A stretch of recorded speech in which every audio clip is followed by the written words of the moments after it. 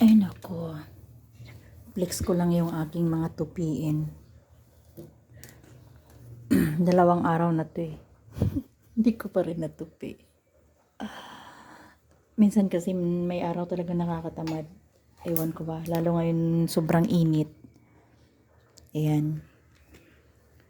Siguro umpisahan ko nang magtupi. Diyos ko Lord.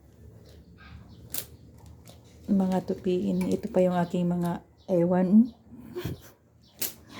Sino kayong bibili nito? Binta ko na lang. Tagpiso ang isa. Alam niyo, ang bilis niyang natuyo.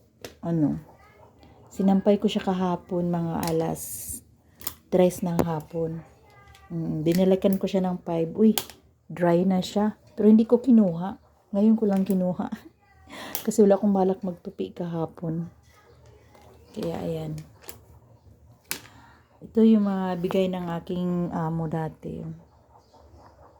'Di ba? Champion. Mga original. Sinong may gusto, tagpiso ang isa. May laban na yan. May downy pa. Diyos ko. Yan. Ito yung mga gawain ng mga tamad na tao. Hindi maitupi-tupi.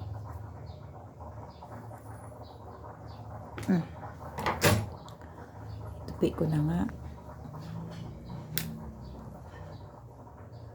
Ang init ba ngayong araw na ito eh? Hindi maintindihan yung init.